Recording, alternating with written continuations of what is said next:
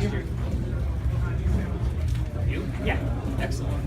What's up, Norm? How's it going? Hi. You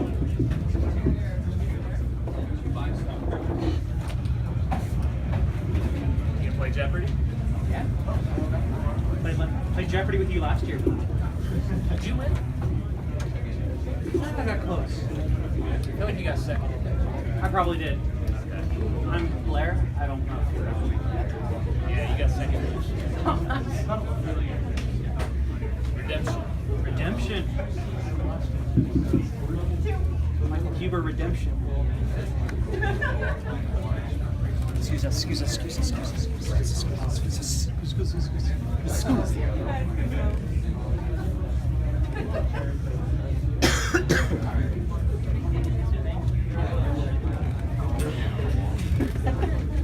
Step on. Anybody here? Jenny, you want to sit down? Why don't you sit down?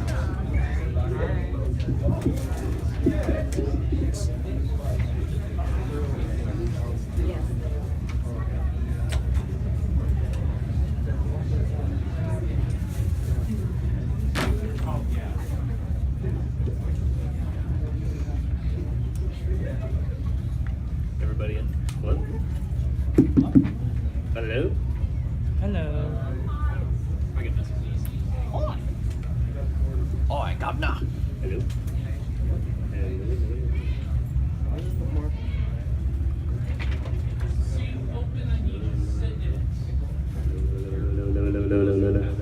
Hello.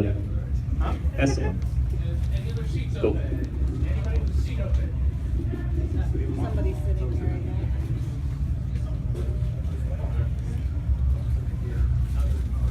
In the bigger room. They downgraded me. I know.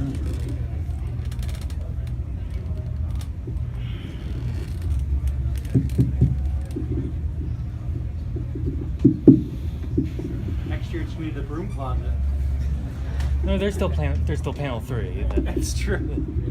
Welcome, we're here in the bathroom stall of TooManyGames.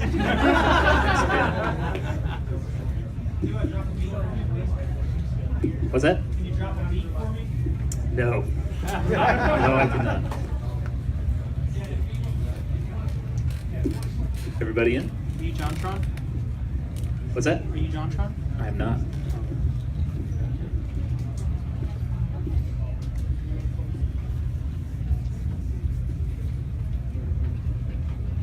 Everyone in?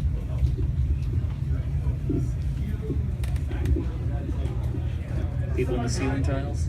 It's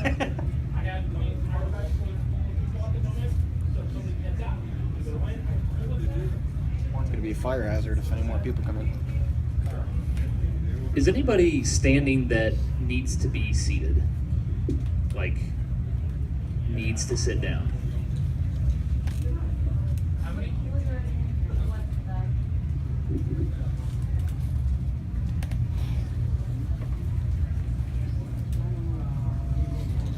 Because if anyone needs to sit, there's some seats up here.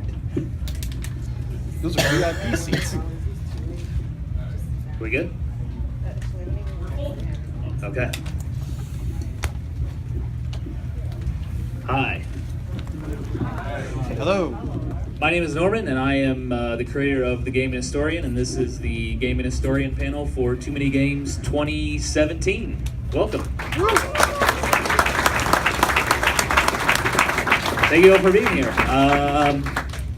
Is somebody near a light switch?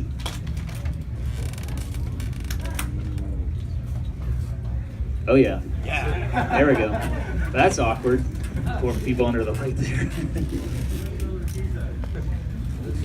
Anyway, just doing this so you can see the projector better. Welcome.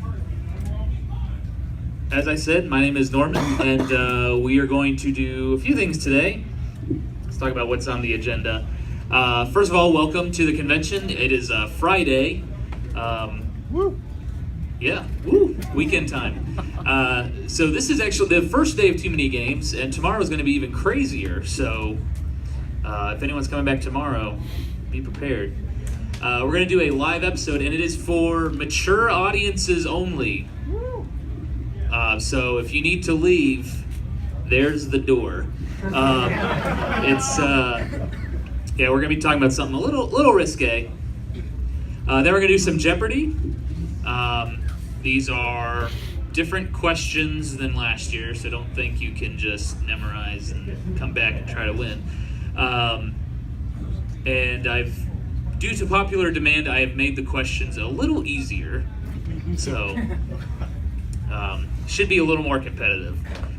Sometimes I'd have one person answer every question, and then 2 other people just sit up here.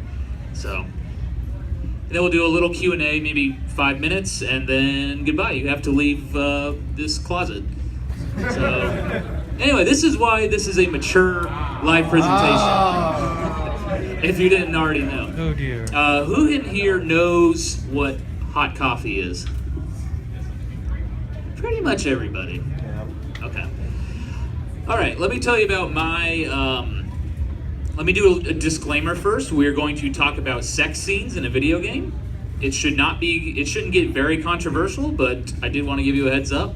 We are going to be talking about sex scenes on a PlayStation 2 game and a PC game, and I think it came out on Xbox too. So, here's my story with Grand Theft Auto San Andreas. I was working at GameStop during the height of Grand Theft Auto, when everybody wanted Grand Theft Auto. Mostly 13-year-old boys wanted Grand Theft Auto, but they would all come in and ask for San Andreas, and they would say, "Does this have the hot coffee on it?" And so I was like, what? So I went home and looked it up, and the thing is, most of the people that asked for this game, they assumed hot coffee was a cheat code. I can put in this cheat code and I can watch characters in the game have sex. That's not what hot coffee is, as you're going to learn. It is actually a modification for the PC version of Grand Theft Auto San Andreas, but it got Rockstar into a lot of trouble. It got the ESRB into a lot of trouble. There were lawsuits. There were bills introduced by Congress to, curtail the sex scenes in video games and violence and selling games rated M for mature to minors. It blew up. San Andreas was the best-selling game of 2004. It has sold almost 28 million copies since it came out. It's the best-selling PlayStation 2 game of all time. Wow. And it has hot coffee. So, there's a catch-22 with having sex scenes in video games. So Rockstar, when they're making San Andreas, they want these edgy sex scenes, because every Grand Theft Auto game, I feel like they kind of push the envelope a little bit. If anybody remembers when Grand Theft Auto 3 came out, and you're in this 3D world, and you can kill police officers, you can pick up a prostitute and murder her and take the money. You can basically, the concept was, it's a sandbox game, you can do whatever you want. There are consequences, but you can do whatever you want. Well, despite all the violence in the game, if you add a sex scene, the game is rated adults only. So sex is more dangerous than violence, but that's beside the point. Exactly. The problem with that is major retailers do not sell adult-only games. If anyone remembers a game called BMX XXX, Yep. okay. If anyone remembers a game called The Guy Game, Yep. yeah, that had a problem with that too. That got an adult-only rating and got pulled from shelves. So you have retailers like Walmart, Best Buy, Circuit City, when Circuit City was still around. They would not sell games rated adults only. Rockstar wanted to make a controversial game, but they got to make money. Well, all of this was the idea of Sam Houser. He's the CEO of Rockstar. He was very upset that he could not add sex scenes to his video game. He called retailers morons and hypocrites. And there were several mini-games in San Andreas during the initial build. So there was sex, there was oral sex, there was masturbation, there was dildo sex. You could kill somebody with a dildo. I'm not joking. But money is the most important thing when you're trying to sell a video game. So the sex scenes had to go, despite how upset it made Sam Houser. As you see from this quote here, he claims that retailers are basically telling us what games we have to make, and that is a violation of freedom of speech. And he talks about the war in Iraq, and this was around during that time. So what do? Well, Rockstar had two options, because they were running out of time. You can delete all of those sex scenes. Problem is, when you delete code, you have to go to other portions of the code that reference that code and modify those, because then you're just going to get a whole bunch of errors, and it's going to be a mess. But the other option, the cheaper, easier option, which is what they decided to do, was called wrapping the code, which basically means the code is inaccessible. It's there, but you can't do anything with it. So they submitted that game to the ESRB, and at the time, the ESRB wasn't going in and checking code and being like, what's this? They just look at the game for what it is on the cover and rate it accordingly.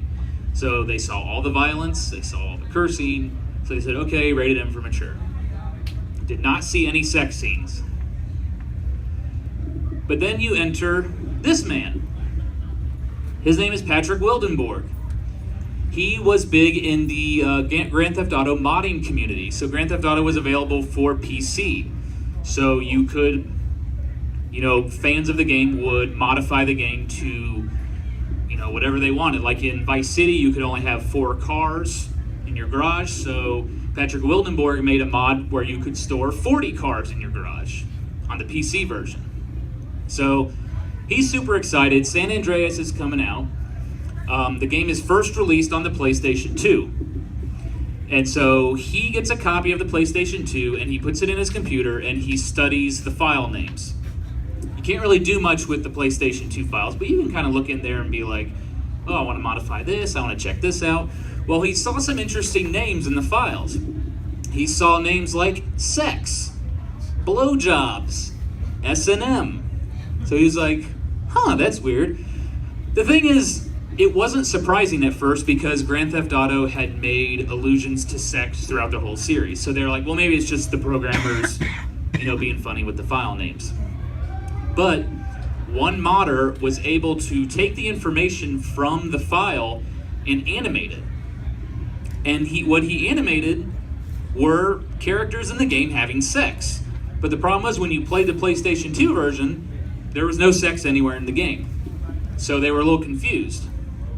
Well, what they had to do was just wait for the PC version to come out, and they had to hope that Rockstar basically did not touch the PC version. Basically, just a straight copy of the PS2 version. Well, guess what? Rockstar didn't do a thing, so they were able to take the PC version, modify the files, and within 15 minutes, he had unlocked the sex scenes.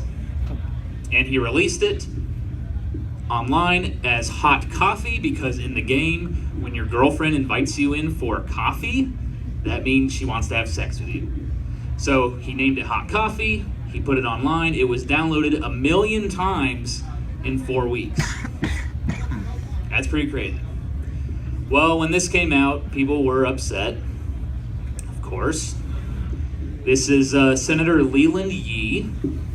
He was one of the main guys in he's a state senator from California, and he was one of the most outraged over this. And he said Rockstar was being careless by just wrapping the code and not deleting it.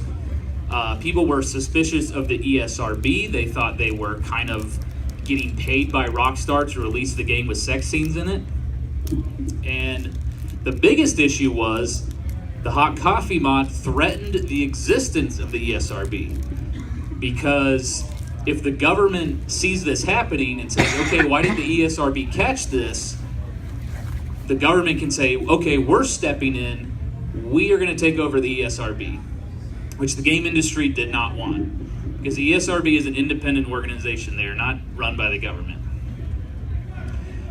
Funny enough, Mr. Leland Yee, anyone familiar with this man? Yeah. Yeah, guess where he is right now? Prison? He's in prison. Gun trafficking. Not even joking. Whap, whap. Isn't it weird how like people that are the most outraged about something are usually the ones that get in trouble for it? We won't get into. Yeah. We won't get into it. I have a few examples, but okay. So the ESRB went to Rockstar and said, "What's going on? Why are these sex scenes in here?"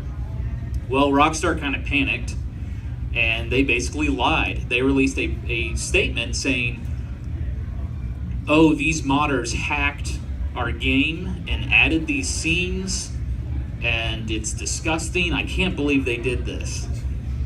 So the ESRB launched an investigation. And the ESRB just wanted to know, okay, did Rockstar add these sex scenes or did the modders? Because if the modders did it, then there's no problem. But if Rockstar did it, then that's a big problem. Well, it only took a week, and they interviewed Patrick Wildenborg, and he just said, all I did was flip a light switch, which is true. All he did was make the code accessible. Within a week, the ESRB ended their investigation.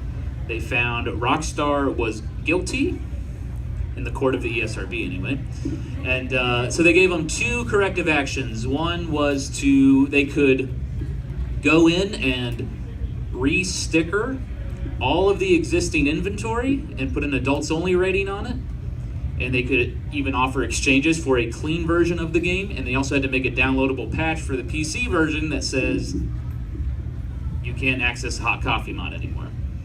So major retailers all across the country pulled San Andreas from the shelves.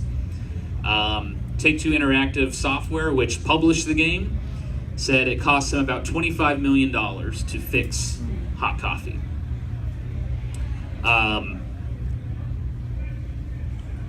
So yeah, that's basically the gist of Hot Coffee. From then on, the ESRB asked for all the content in the game when it's being reviewed. As a result of this, California tried to pass a law that said it is basically illegal to sell mature games to a child, and there would be like jail time involved if you did. I think it got struck down in the Supreme Court. Hillary Clinton tried to pass a bill that basically did the same thing at the federal level, but that never didn't go anywhere. But basically, what you just heard is the exclusive episode on the Gaming Historian Blu-ray Volume 1. If you want more information on the Hot Coffee mod, it's a 25-minute episode on the Blu-ray. Should be available for sale next week on the website. Does anybody have any questions about Hot Coffee? Yeah, in the blue shirt right here. In regards to those sex scenes, they're kind of like that one-off game, Ride to Hell, that's all clothed. Yes, Yeah, completely clothed. correct. So if you didn't know, the Hot Coffee sex scenes, the characters are completely clothed. So they're basically dry humping each other. Yeah, now watching it today, it's comical. It's just, I was giggling as I was watching the scene. But yeah, and Patrick Wildenborg brought up a good point when Eurogamer interviewed him, and he said, I don't understand why, 2 consenting adults having sex is worse than killing a police officer. Why does that make the game adult only and not all violence? So I think he has a good point. Any other questions? Yeah, right here. What do you like to put in your hot coffee? What's that? What do you like to put in your hot coffee? Milk, cream, sugar? Oh, so you're literally asking what I like in my hot coffee. I drink my coffee black. Nice. You can make a joke if you want, but seriously, I don't put anything in my coffee. Yeah, right up front. What made you decide to make this the exclusive episode? Okay, for a few reasons. Why the question was, why is this the exclusive episode? I've always wanted to do an episode on this. This seemed like the perfect topic because it's too hot for YouTube. So we could show these scenes and not get in trouble with YouTube. So that's why it's an exclusive on the Blu-ray. And I wanted to put a long episode on the Blu-ray that's exclusive. So this ended up being about 25 minutes. So it was a good selection. In the back there with the sunglasses. Yes. How did the code stay inoperable after the patch, I take it? Like, what's to stop somebody from just finding a hack for that and getting access to it then? From what I understand, the patch deleted the code. Oh. Yes. Do you think that this incident led to Take-Two's recent decision to ban mods on Grand Theft Auto 5? That's a good point. Yeah. That's how recent was that decision? Like a week or two ago. A few weeks ago? That I don't know. But that is an interesting thought. I can understand why they would get a little nervous. Any other questions? Yeah. Do you plan to talk about Daikatana by any chance? Do I plan to talk about Daikatana? Yeah, and that development of all that and that thing. Yeah. That's the John Romero? Yes. Oh, yeah. I have talked to John Romero a few times, so I've been scared to ask him about it. I feel like it's kind of hurt his feelings, but that's on the list. In the back. Can you talk a bit about Rockstar's response to Hillary Clinton in GTA 4? Hillary Clinton in GTA 4. Yes. Oh, they made a response to what she said. Sorry, what was that? They made a response to what she said. What? Hey, the Statue of Liberty had her likeness. Oh, that I do. I did not know that. They made the Statue of Liberty look like Hillary Clinton. Well, that is definitely in response to this. Now it makes sense. Yeah.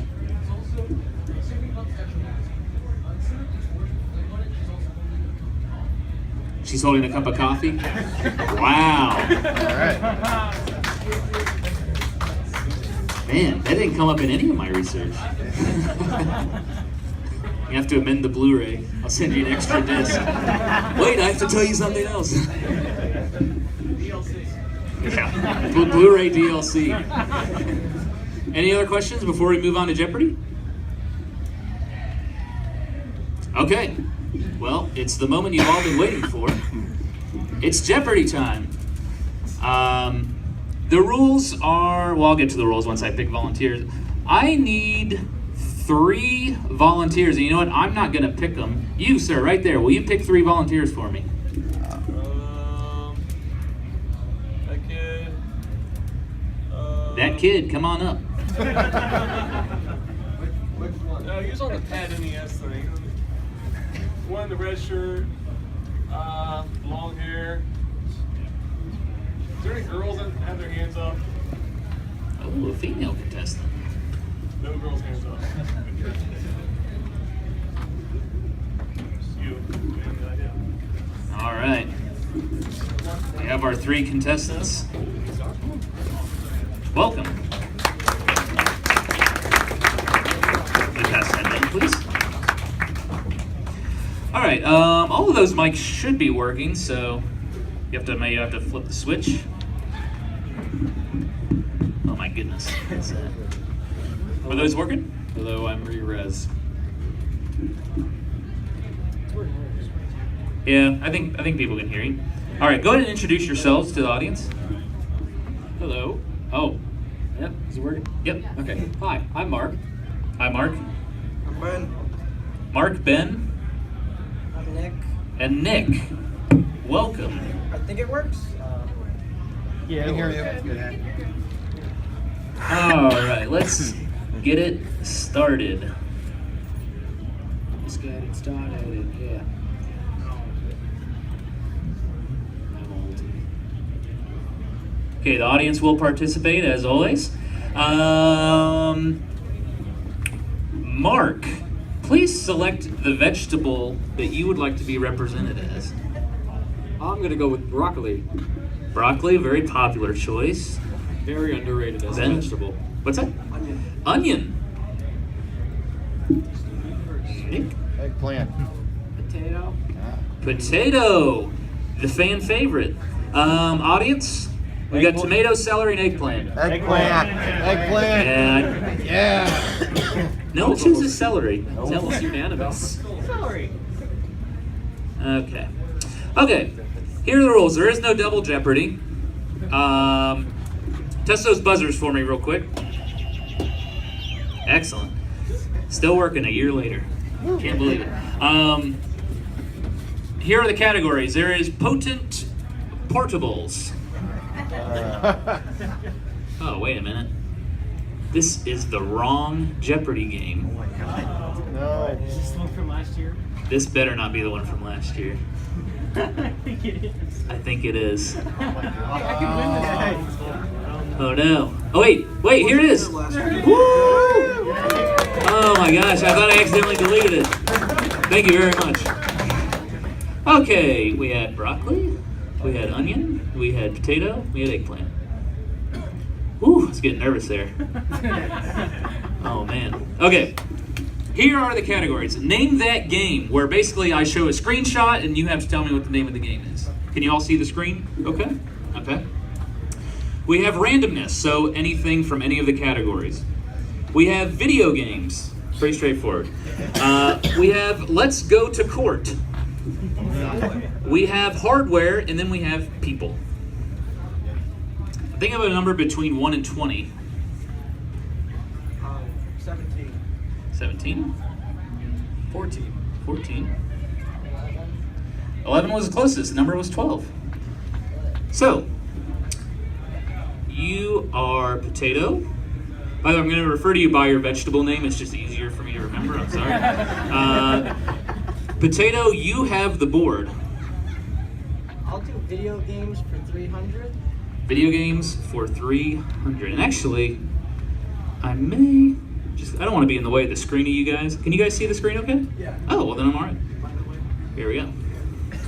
Sorry, what was your category? Video games for 300. Video games for 300. This Mega Man game for the Genesis Mega Drive never got a physical release in North America. It contains Who's first? It was green. green. That would be Mega Man The Wily Wars. The Wily Wars is correct. You were broccoli, I believe. Oh, one more rule I forgot to mention. Sorry, I feel like I just dove up there. Once you buzz in, I stop reading and you have 10 seconds to answer. Okay? Broccoli, you have the board. I want to go name that game for 300. Name that game for 300. Super Mario Brothers 2. Woo! He's got it. Onion, you have the board. Name that game for 100. Name that game for 100. I think blue is first there.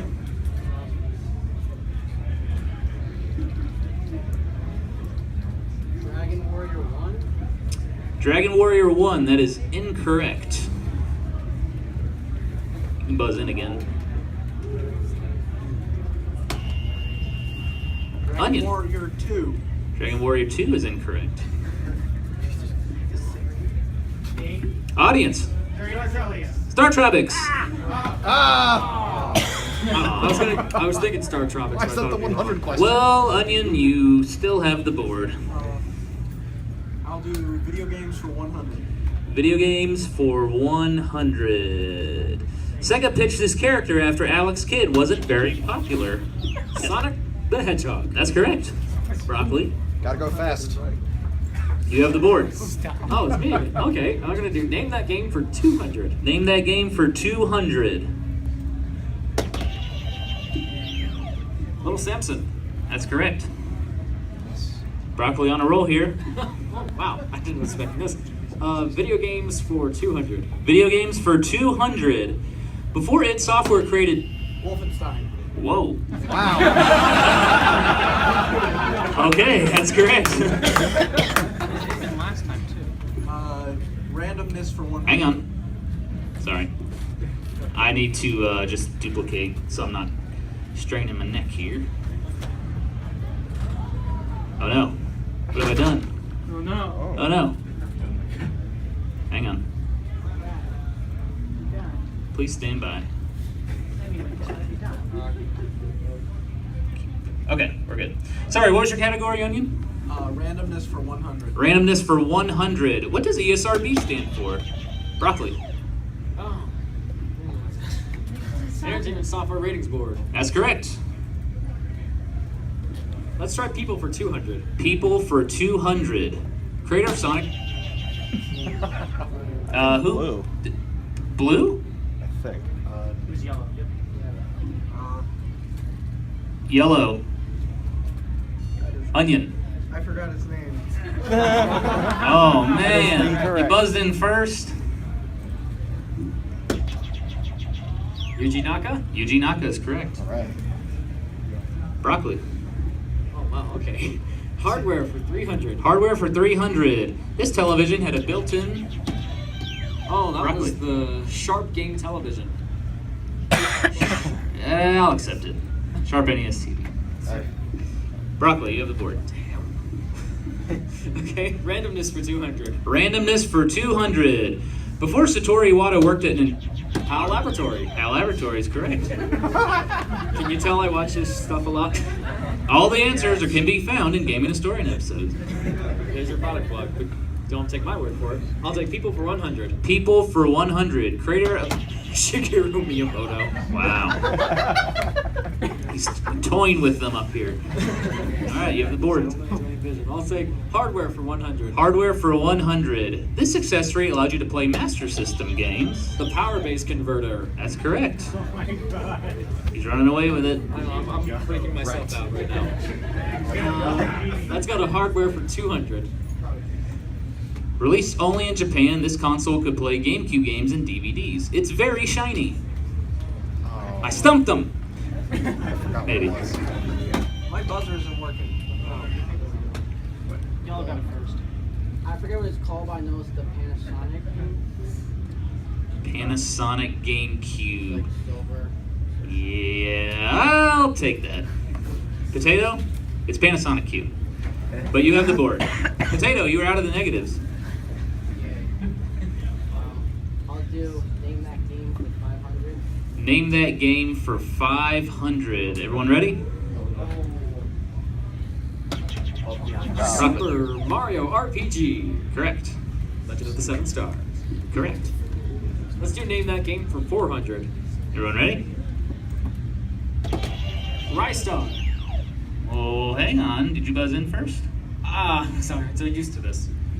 I shouldn't be. I shouldn't be though. I'm sorry.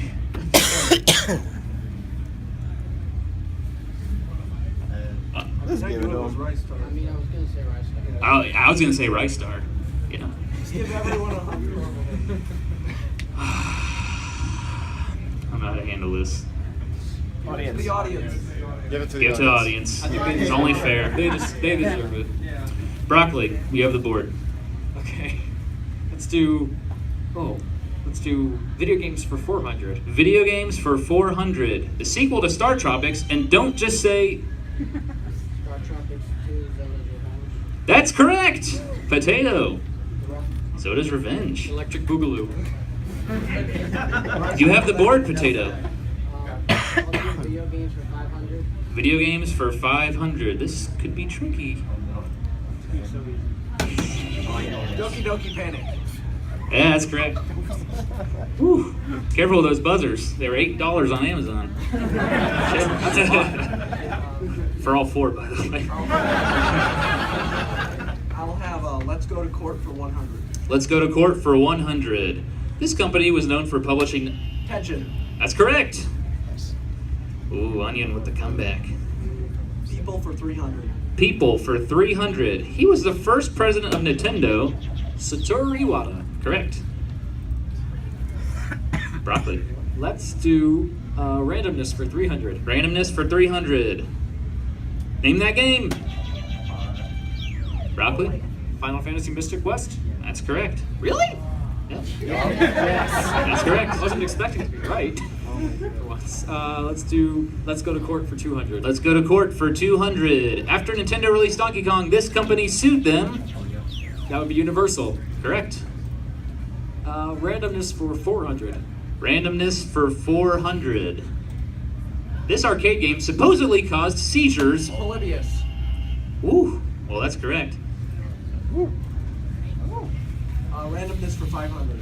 Randomness for 500. In 1999, 2 emulators were released. Potato. One of them's Blem, the other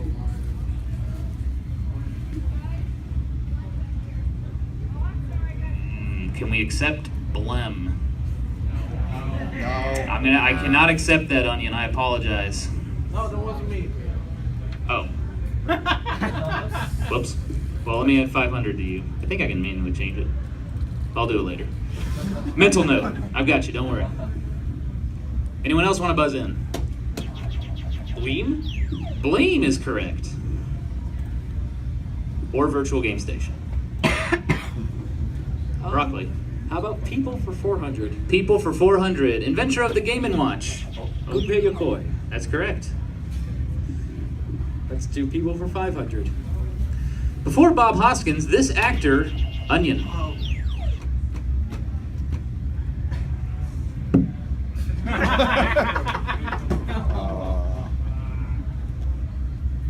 Danny DeVito.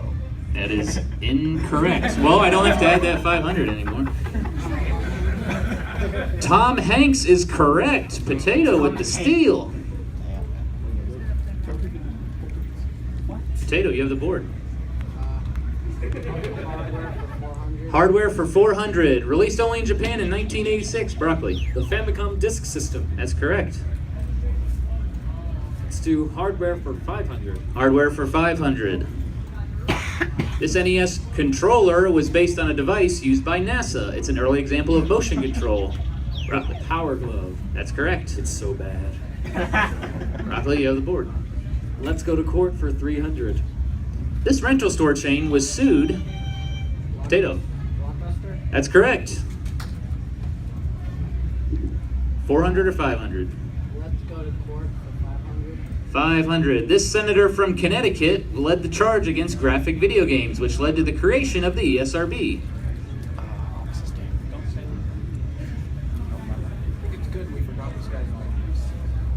He's still somewhat active today. Kinda.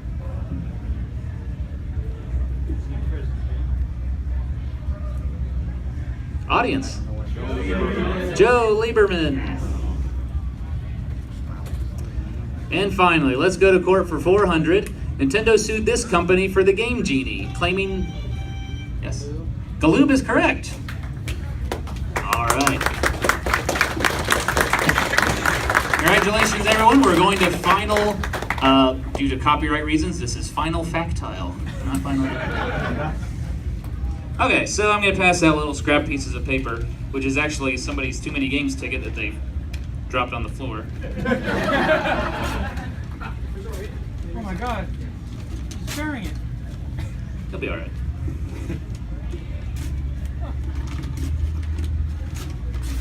Someone Pass it down, please. What's that? Someone paid for this. No, they dropped it in the vendor hall, so they already got in. There you go. Someone threw it really hard into the vendor hall before they got in the building.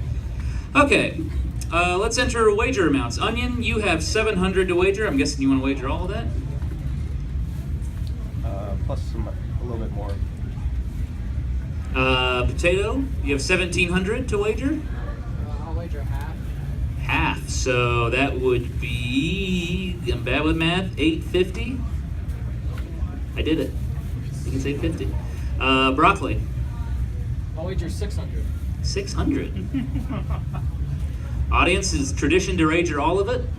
All of it. It's tradition. Okay, everyone ready? And here we go, final factile time. Although we have never gotten a true sequel to Super Mario RPG. Whoa, we don't buzz in here. Hey! Although we have never gotten a true sequel to Super Mario RPG, there are 2 spiritual successors. Name them. Cue the Jeopardy music. Thank you.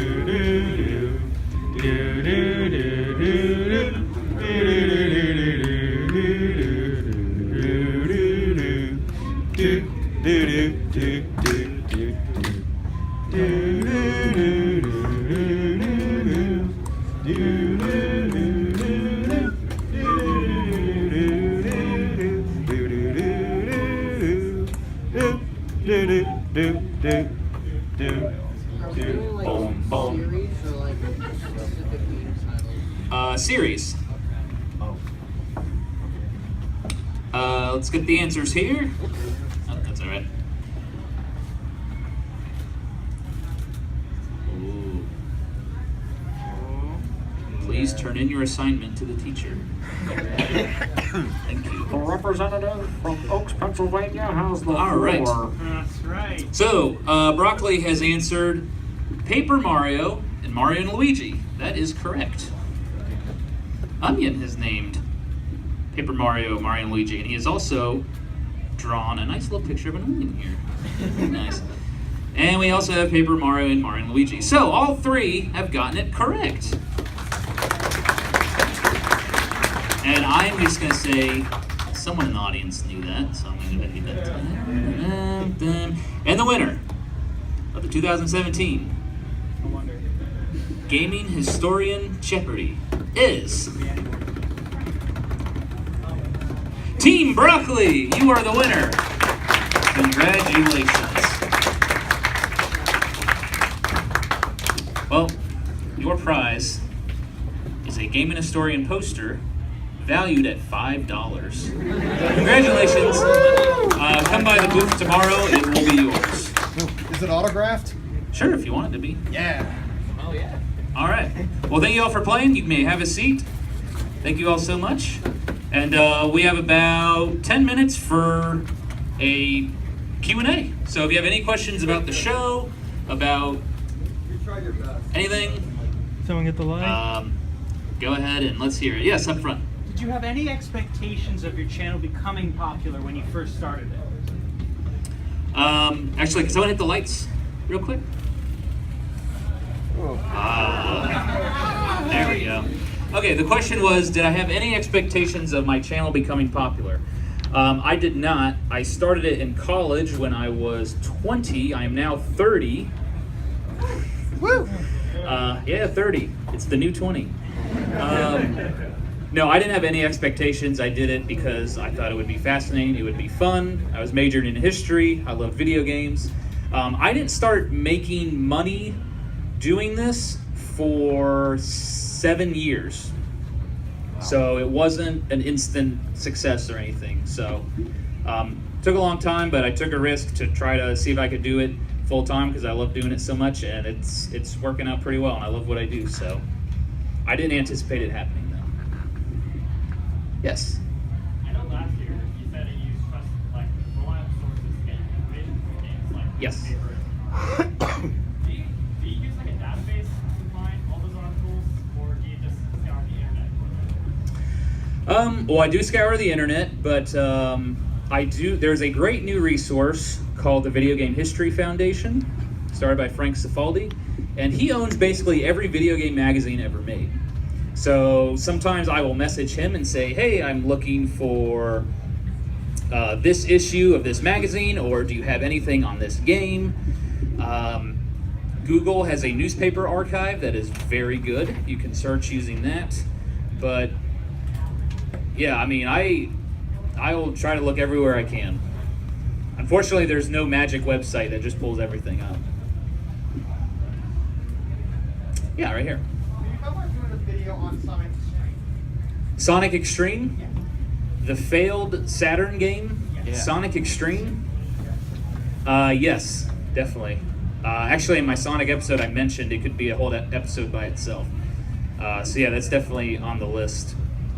If you don't know, Sonic Extreme was a canceled Sega Saturn game. It was like almost had like a fish lens, like the camera angle, and you like ran around this like spherical world as Sonic. But yeah, it never came out. It kind of development was hell for it. So right here. What is the most surprising thing you've ever come across during your research? Like the most surprising fact? The most surprising fact I've ever come across during my research. That's tough. I've come across a lot of surprises. One of them was that Mattel considered the Power Glove a success because, well, hear me out. The Power Glove, I mean, no one really likes the Power Glove. It's so bad, blah, blah, blah. But their initial projection for the money they would make was $60 million, and they ended up making $88 million. So they consider it, business-wise, a success. I also confirmed there is no left-handed Power Glove. I'm glad that was finally put to rest because I hear about that all the time.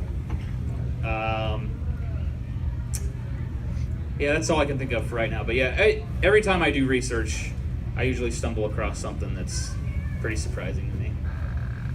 Yeah, up front. Strangest moment while hanging out with Billy and Jay. Oh boy. Strangest moment while hanging out with Billy and Jay of the Game Chasers. Okay, I've got one. I was hanging out with them at a convention a few years ago, and they like to play pranks. This one didn't really work though. They got into like a fake argument with each other over a copy of Musha. Anyone know what Musha is? Yeah. On the Sega Genesis? Super valuable Sega Genesis game. So they were arguing about this Musha game. And Billy just flips out and he goes, you know what? This is what I think of Musha. And he like ripped the game apart and like threw it across the room. And honestly, I wasn't really paying attention. And they just looked over at me, like expecting my reaction. And I was just like, what? It turns out it was a repro cart and they were just trying to freak me out that they had ripped up a Musha game. It was really dumb. I have some other strange moments, but I don't want to talk about it. I really don't. Yeah, in the back. What are some of the topics that you had to abandon? Either there wasn't enough information and ended up being not suitable for episodes? Topics I've abandoned because there's not enough information. Ape Escape. Want to do an episode on Ape Escape? Not enough info there. There's a Nintendo, the official Nintendo soundtrack. I don't know if anyone's familiar with this. It's called White Knuckle Scorin'. It's really weird. I tried to do an episode on that. There's just not a lot out there about it. I got in touch with one of the producers, and he didn't really say much. I mean, there's topics where I'm like, oh, well, maybe we can talk about why the Game Boy's screen is green. Let's go into the details about that. But it's like, it ends up being like 2 sentences. There's just not enough there to do an episode on. So, it happens all the time. All the time. In the back. Doing your research for your particular episode that you find a topic on, how long does it take you to actually gather the information and then plot out your episode? So research probably takes the longest. Research and writing takes the longest, easily. For example, the Satori Iwata episode I started in May of 2015, and research and writing was done in October of 2015. And that episode came out in November, so like editing and narration only took about a month and a half. So it's really the research and writing that takes the longest, and it depends on the topic. You know, those longer episodes could take months. The Power Glove episode took a few months. ESRB took a few months. The Mario Brothers movie. But then you have topics like who invented the D-pad. That took me maybe a week and a half of research. So it all depends on the topic. That definitely takes the longest. Yeah, right here. Have there been any times where you uploaded the video onto YouTube and then you're like, oh shoot, I forgot something, or shoot, I got something wrong? Like you realized it recently after you uploaded it? All the time. Okay, so here's the great thing about Patreon. So I have a Patreon, and one of the perks of patrons is they get to watch episodes early. So I will upload the episode unlisted and send it to my patrons. And the patrons get to watch it, enjoy it, and what's great about them is they'll point out, hey, I heard an audio glitch here, or hey, this screen's just blank, or hey, I think maybe you could try doing something different here. So they'll throw out suggestions or they'll point out errors in the video, and so I can fix it before the rest of the world sees it. But yeah, it happens all the time. The Super Mario RPG video, just like for like 2 seconds randomly in the middle of the video, it's just like a screech sound. I don't know where it came from. But yeah, stuff like that happens a lot. Jeopardy winner. Out of all the gaming historian episodes you've done, what's the one that you're the most proud of? Out of all the gaming historian episodes, which is the one I'm the most proud of? There are 2. No, maybe 3. Maybe 4. All right, I'll talk about a few. The Satoru Iwata episode, I'm very proud of. The Seattle Mariners Nintendo episode, I'm very proud of, which unfortunately doesn't exist anymore. The Power Glove episode, because that had a ton of original research in there. And I, talking to the guys that made the Power Glove, that, I was very proud that I was able to uncover all this information that had never been uncovered before. And then the last one would be the Tengen episode, because that was the beginning of the long form videos, and I feel like that's really kind of set the tone for what I want, where I want the show to go. Yeah. What video game myths do you constantly see you can't understand why people still believe them? What video game myths do I see all the time and I don't understand why people believe it? Left-handed Power Glove. What was that? Luigi Mario 64. Is that you can play as Luigi in Super Mario? Yeah. That Doki Doki Panic was originally a Mario game. That's not true. Polybius, which I just did an episode on. After doing the research on that, I just cannot understand how that anyone could believe that Polybius exists. But yeah, I come across it all the time. Shades in the back. What's a real-life historical event that kind of fascinates you? Because I know you have a bit of a background in history. It's a bit off topic, but something that's fascinating that you hear about it. Sure. So I grew up in Scotland, and my mom would take us to all the castles because they're free to the public, and you can just kind of walk around and climb on. It's crazy in other countries what you can do with these ancient buildings. They just let you climb all over them and do whatever you want. I feel like if those castles were here, they would be roped off in like a glass dome. Don't touch. So that's what got me interested in history. And then I watched, when I was 10 years old, I watched Saving Private Ryan. Yeah. Got me interested in World War II. And I also grew up in North Carolina, which has a lot of Civil War history. So in college, that was my focus in history, was pre-Civil War, Civil War, post-Civil War Reconstruction. So the Civil War fascinates me a lot. I read a lot of books on the Civil War in my free time. So that's, yeah, probably the Civil War. Yeah. What's your favorite game of all time? My favorite game of all time is Polybius. My favorite game of all time is Earthbound. I love everything about that game. Thank you. Thank you. Thank you for applauding my opinion. We have time for one more question.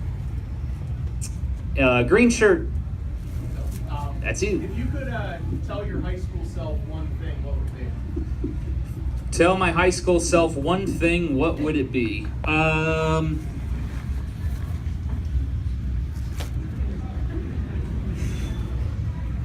That's a good question. I think I would tell my high school self to. What's so funny?